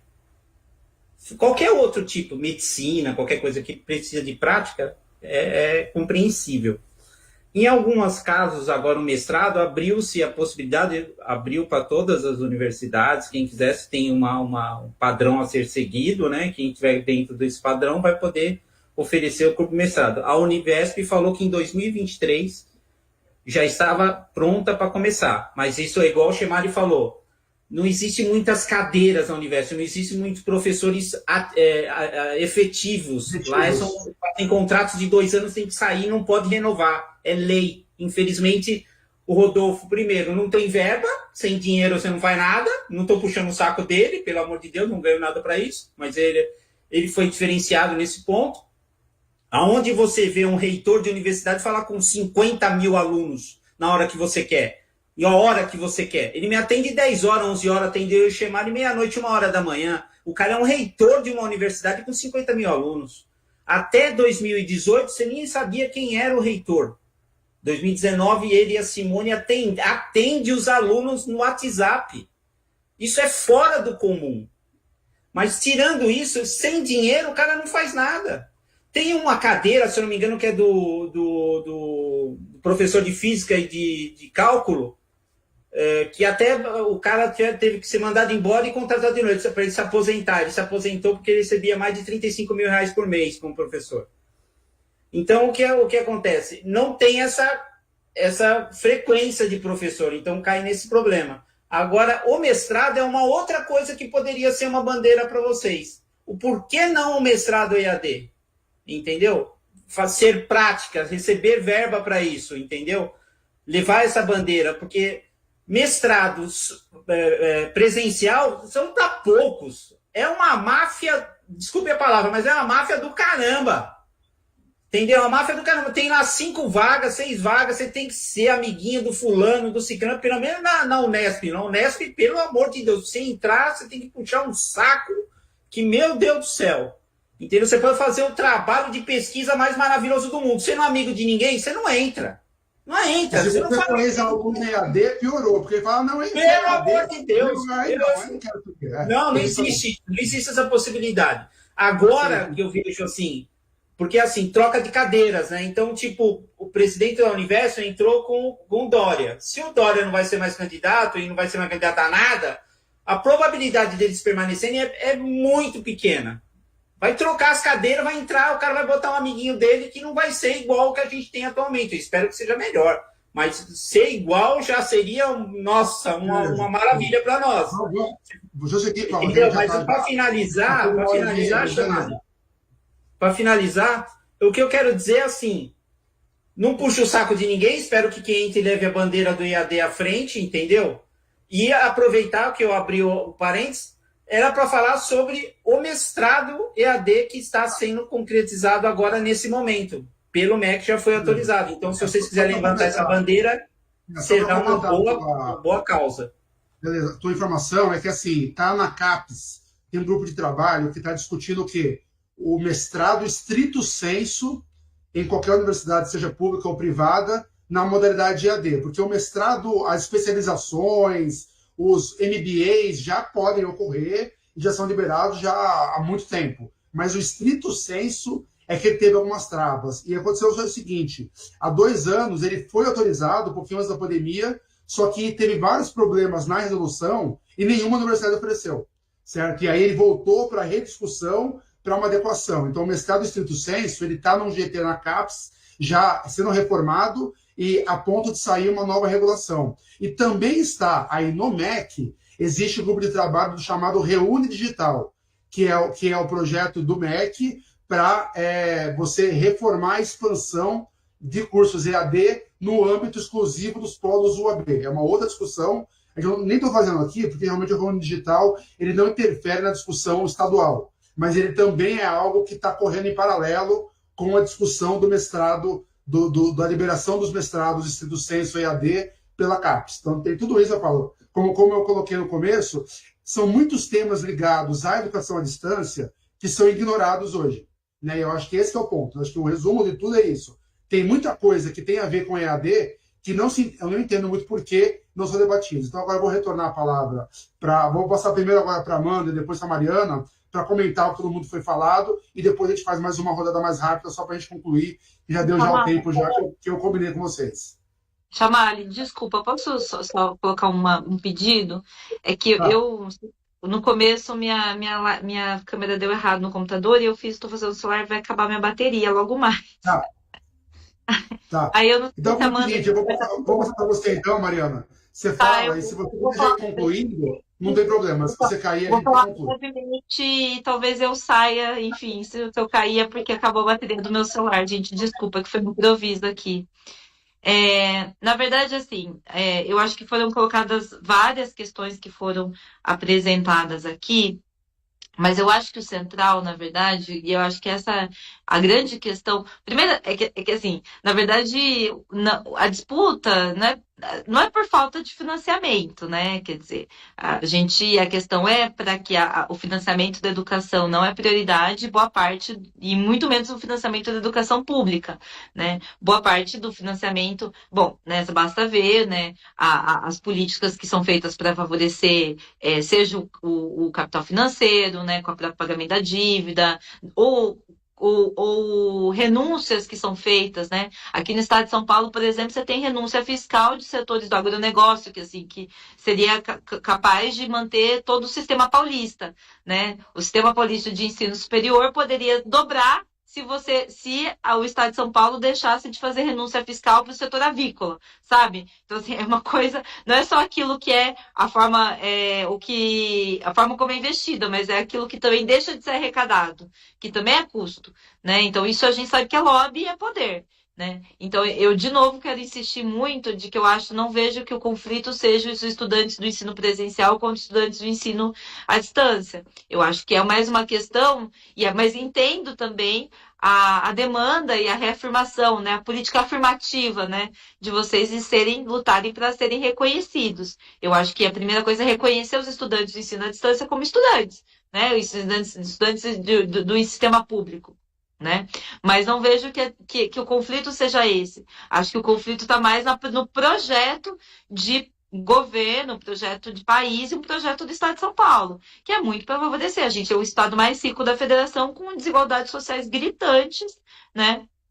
E na verdade, a educação pública não é uma prioridade, basta ver o que é o sistema educacional do Estado de São Paulo. Eu fui professora do Estado também, fui professora eventual, que assim, é precariedade total, né? É trabalho docente super precário. E inclusive, que muitos estudantes vão ser professores, né? A gente sabe que muitos estudantes que fazem ensino superior vão ser professores. Então, na verdade, é uma precarização do ensino superior para formar professores precários que vão trabalhar depois precariamente no ensino, na educação pública estadual.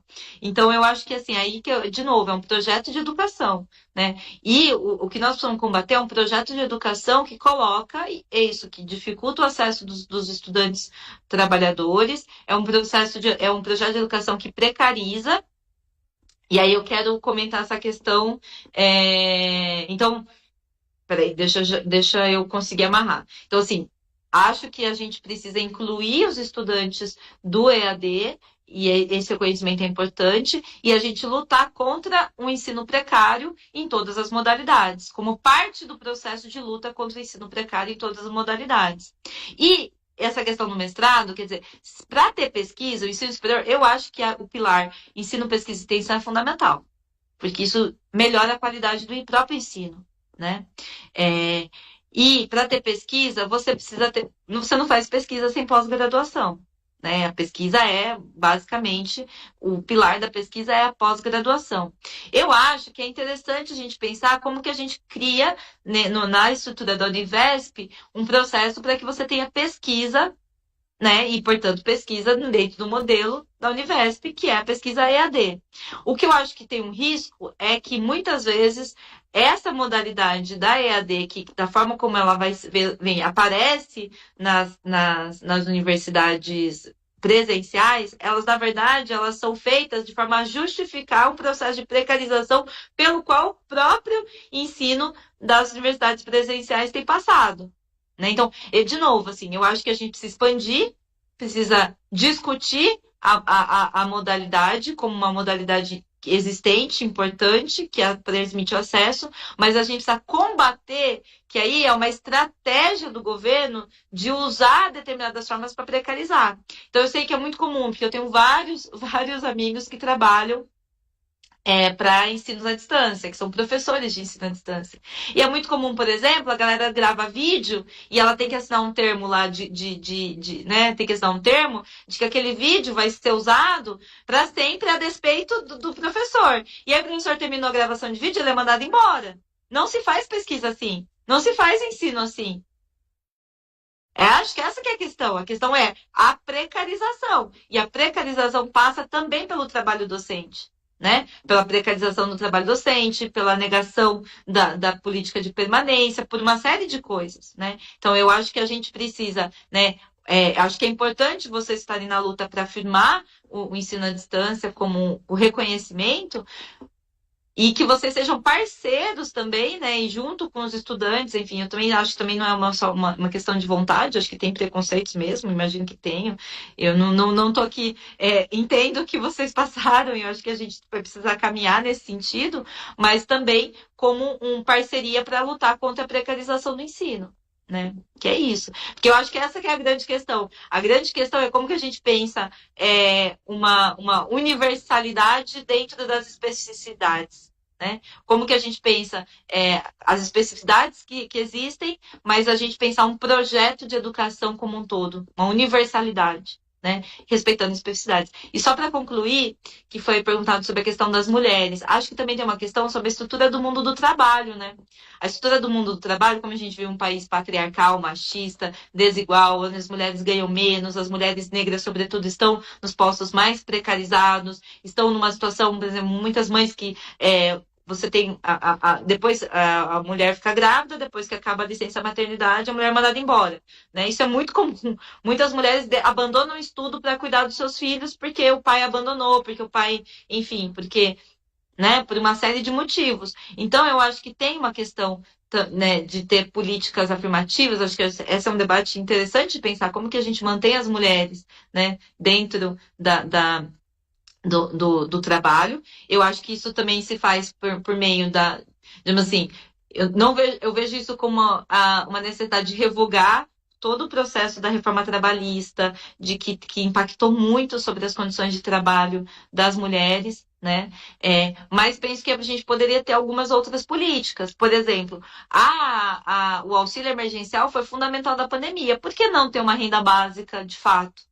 Né? Com uma dupla cota para a mãe trabalhadora, né? Isso poderia ser isso, talvez permitisse que a mulher pudesse estudar, né? Enfim, há muitas coisas que se pensar sobre isso, né?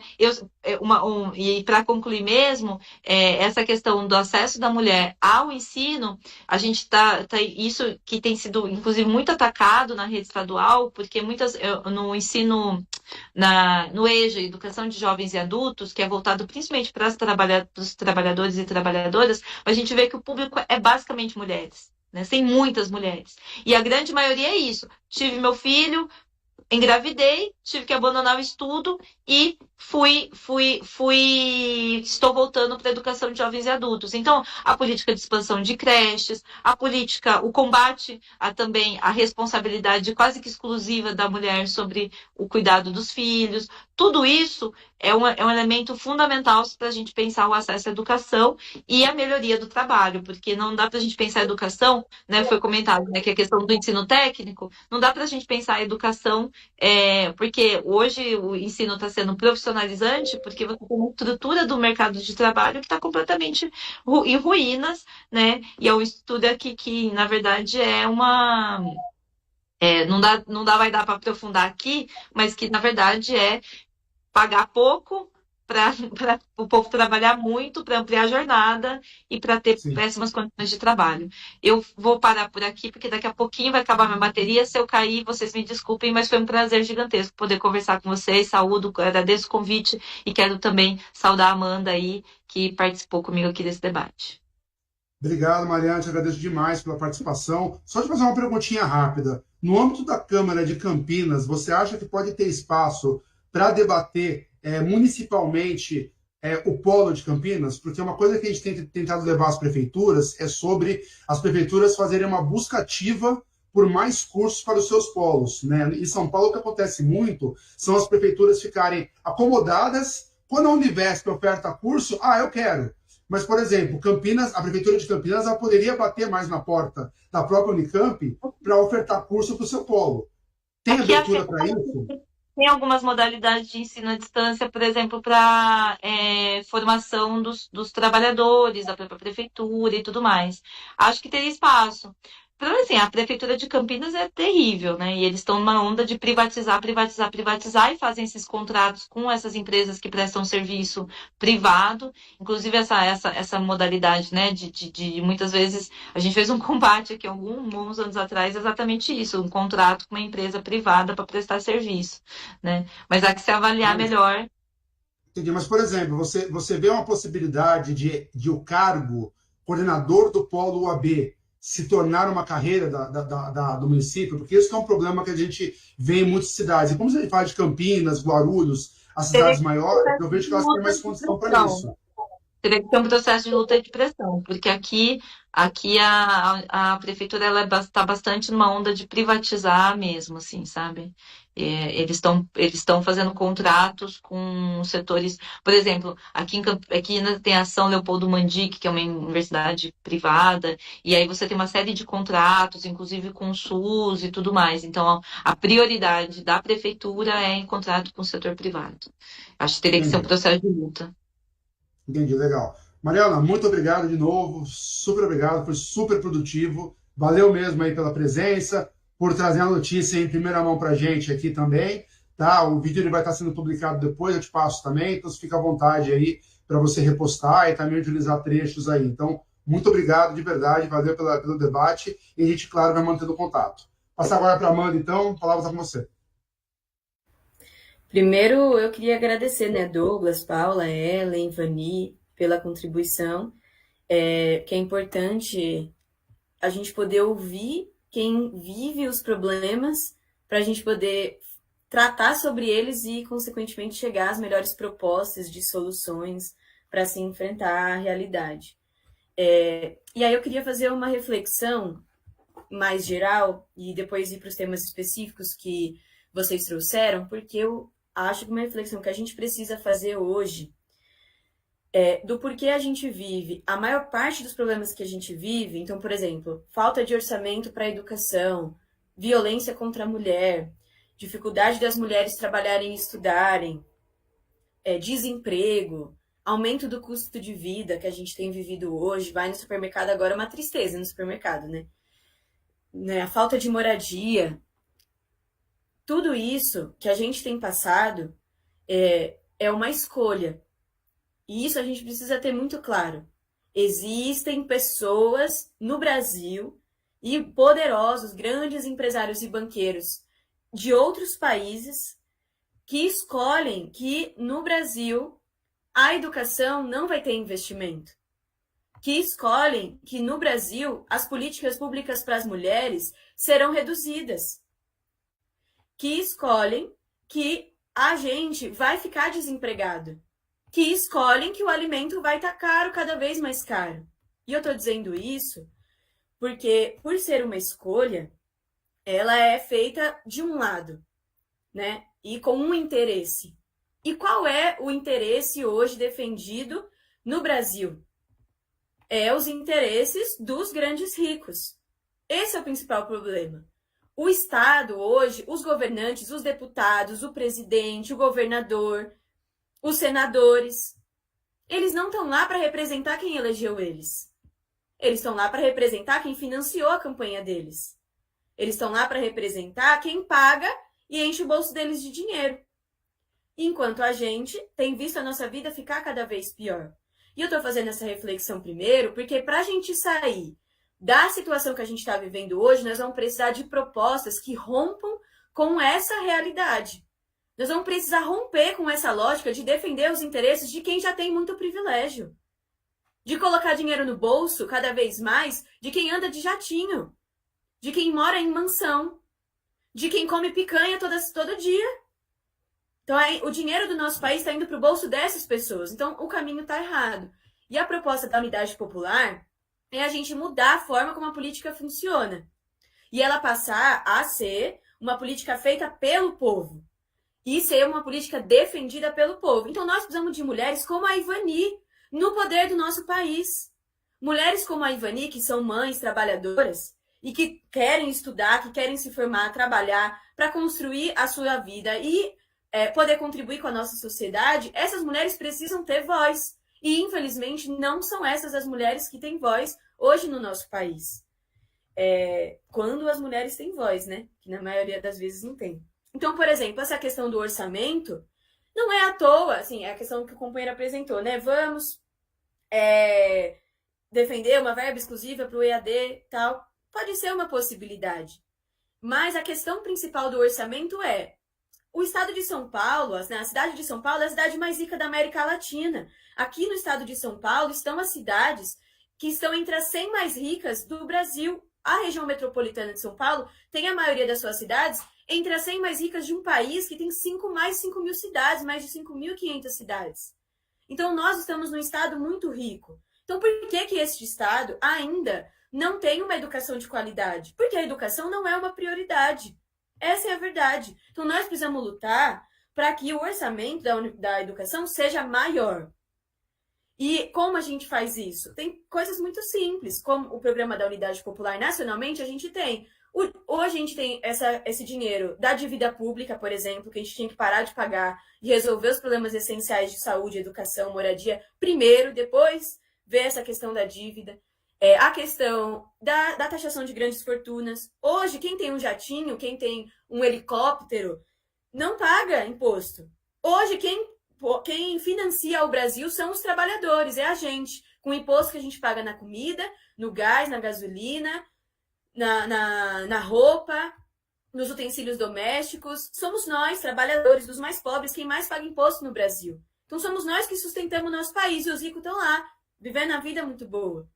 Nós, hoje, temos no Brasil muito prédio abandonado. Nós temos uma riqueza muito grande de prédios, construções já existentes, já construídas, com condições de servir, por exemplo, de sede para a Univesp, de polo, e que hoje estão abandonados propositalmente como uma escolha. Infelizmente, a questão das mulheres é também, hoje, não tem creche para as crianças na maioria das cidades. É porque as prefeituras não sabem que precisa de creche? Não. É porque não é prioridade ter creche para as mães poderem estudar, para as mães poderem trabalhar, para as mães poderem construir a sua vida também sendo mães. Porque os pais conseguem fazer isso, mas as mães não. Então, não é à toa porque as mulheres cumprem um papel hoje na nossa sociedade, como a Mariana falou, trabalhando no trabalho mais precarizado, recebendo os menores salários. As mulheres ainda recebem 20% menos que os homens, e nós estamos em 2022.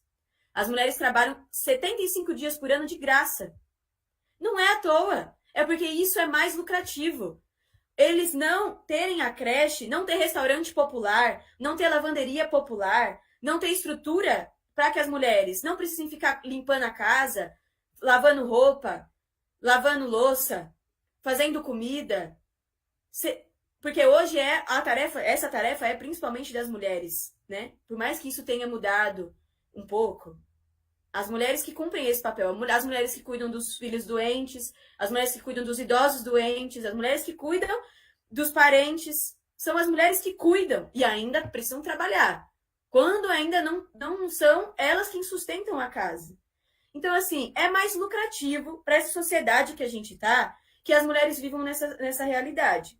Não estou falando tudo isso, porque as propostas concretas para resolver esse problema são precisam ser de rompimento com essa lógica e precisam da nossa participação nessas decisões. Por isso que a gente fundou a Unidade Popular, por isso que eu sou pré-candidata, por exemplo, no nosso partido. Eu não sou de família nenhuma, né? Também sou de uma família de trabalhadores. Eu fiz a faculdade fazendo Senai. Então, eu fazia o Senai, que recebia um salário numa indústria, e passava o dia inteiro trabalhando para o Senai, e depois eu ia para a faculdade. E muito difícil se formar desse jeito.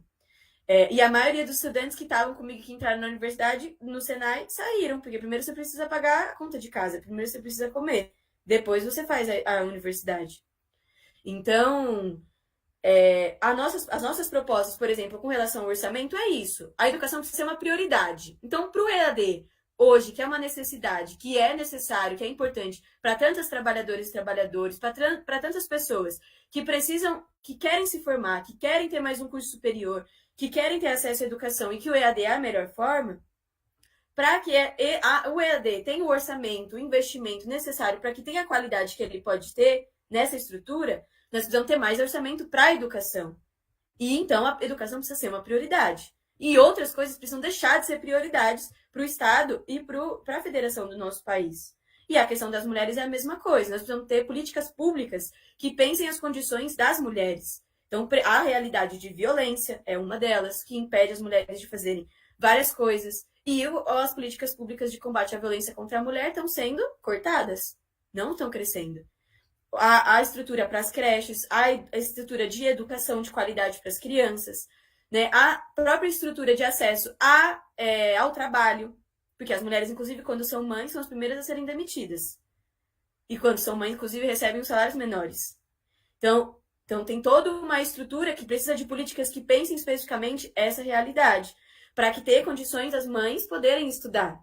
E aí escolherem qual que é o melhor método, qual que é a melhor forma para essas mães.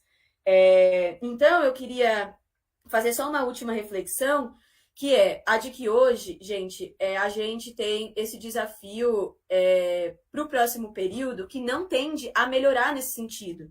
Assim, não, a perspectiva que a gente tem hoje para o Brasil não é de construção de políticas que pensem mais do ponto de vista do povo trabalhador. Pelo contrário, hoje nós vivemos a ameaça de um golpe.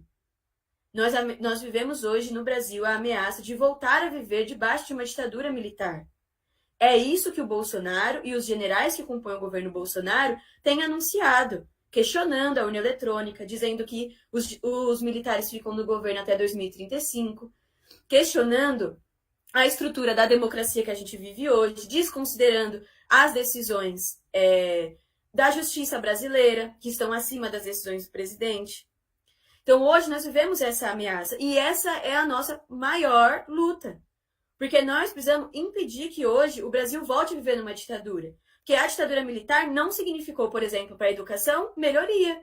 Pelo contrário, a verba que antes era direcionada para a educação diminuiu.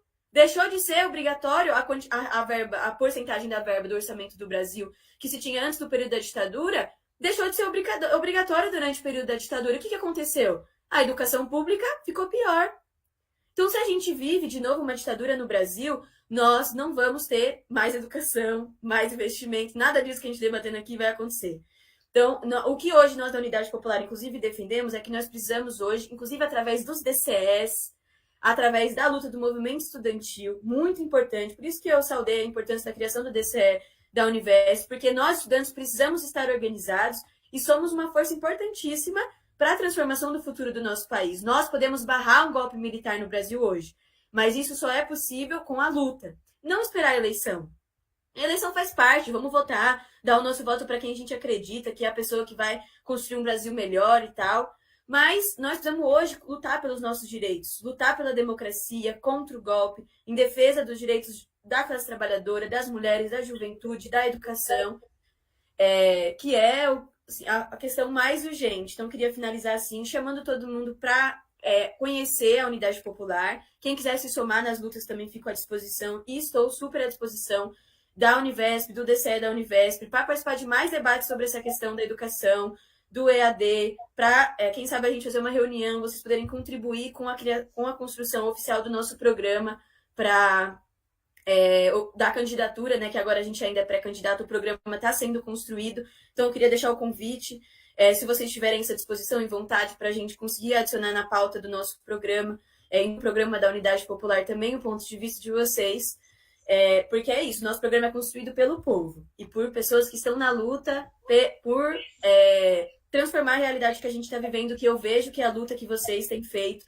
e é a vontade, é o desejo, e que está no caminho certo, né? A gente precisa saber que é a organização, que é a nossa dedicação, que vai fazer o futuro se transformar. Então, estamos na luta juntos. Obrigada pelo espaço, obrigada para todo mundo que ficou até o final e que me ouviu.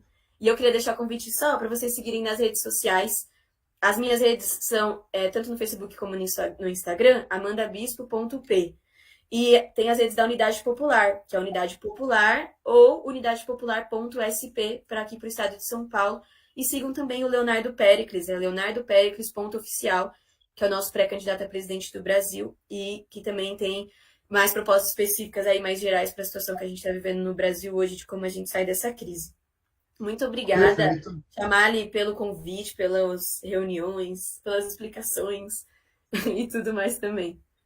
Perfeito, eu agradeço demais também, obrigado pela presença, a gente está à disposição, de fato, para realmente fazer esse debate, né? Como eu falei, a atuação nossa, ela tem sido no sentido de pautar todos os partidos, então a gente participa da reunião do GT de Educação, do PSOL, do PT, da UP, reunião de pré-candidaturas, porque a ideia nossa, na verdade, é levar esse conhecimento que a gente tem sobre a realidade da Univesp e da educação à distância, para tentar sair desse bloqueio que existe para debater ou a mesma falta de conhecimento dos temas. Então, queria te agradecer mais uma vez, obrigado por ter ficado até agora, o debate foi muito bom. Agradecer a todos que participaram. Quando vocês forem construir alguma luta, manifestação, tal, me chama que eu vou. Tá, vou te contar rapidinho que, inclusive, ano passado, a gente participou de umas 3 ou 4 assembleias virtuais de USP, Unicamp, etc. E a gente pedia só uma coisa, uma moção a favor do direito à assistência estudantil para o estudante EAD. Nunca passava.